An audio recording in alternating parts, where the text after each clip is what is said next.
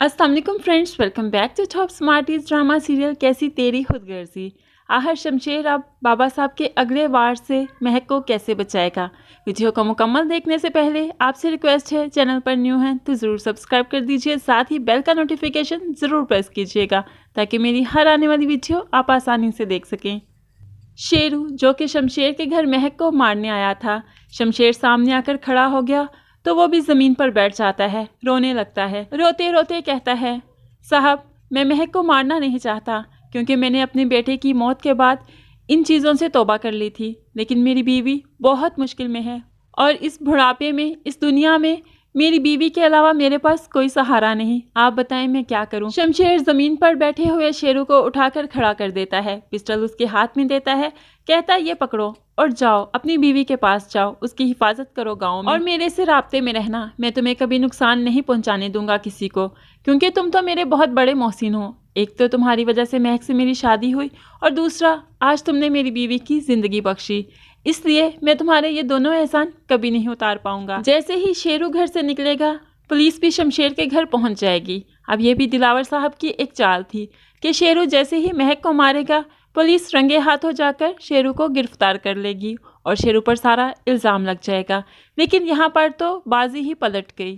शमशेर के घर पुलिस को शेरू नहीं मिला, लेकिन महक ज़रूर शमशेर के पास आ गई। जैसे ही पुलिस को अपने घर देखा वो डर गई, सहम गई, जल्दी से आकर शमशेर के गले लग जाती है, क्योंकि वो जानती है शमशेर के अलावा इस दुनिया में कोई नहीं जो उसकी इस तरह से हिफाजत कर सके कि अपनी जान गंवाने तक तैयार है।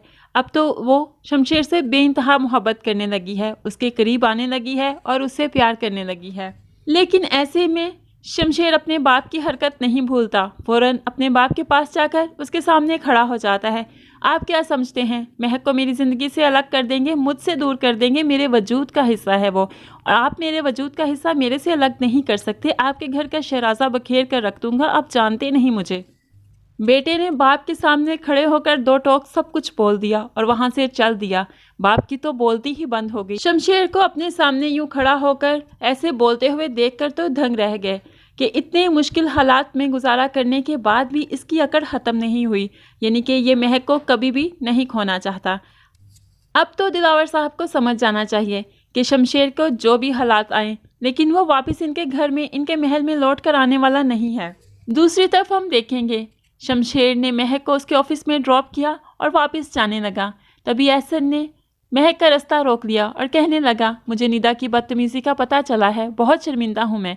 लेकिन महक उसकी बात सुनना नहीं चाहती। फ़ौरन कह दिया, मुझे इस तरह से मत रोका करो, निदा का और तुम्हारा मसला है। मैंने उसे जो कहना था कह दिया, मुझे अच्छा नहीं लगता कि तुम मुझसे बात करो। ये कहकर महक तो अंदर चली जाती है, लेकिन शमशेर को एहसन पर बेहद गुस्सा है, उसको रोक लेता है और पुराने हिसाब भी तो चुकता करने हैं इससे। फ़ौरन कह देता है, अगर मेरी बीवी से आइंदा बात करने की कोशिश की तो तुम्हारी टांगें तोड़ दूंगा, इसलिए आइंदा यह हमाकत गलती से भी मत करना। शमशेर जो कि बहुत मजबूत है, महक के लिए अपनी जान देने तक को तैयार है, लेकिन यहाँ पर तन्हाई में आकर सोचता है कि अगर बाबा साहब ने दोबारा वार कर दिया, अगर मैं पास ना हुआ, महक को कुछ हो गया तो मैं क्या करूँगा, मेरी तो जान ही निकल जाएगी। वो ये सब सोच सोच कर बहुत परेशान है कि आखिर महक को कैसे बचाए। फ्रेंड्स, आपको ये आने वाली एपिसोड का प्रोमो रिव्यू कैसा लगा ज़रूर कमेंट्स में बताइएगा। वीडियो अच्छी लगी लाइक और शेयर ज़रूर कर दीजिएगा। दुआओं में याद रखिएगा, अपना बहुत ख्याल रखिएगा। नई वीडियो तक के लिए अल्लाह हाफिज़।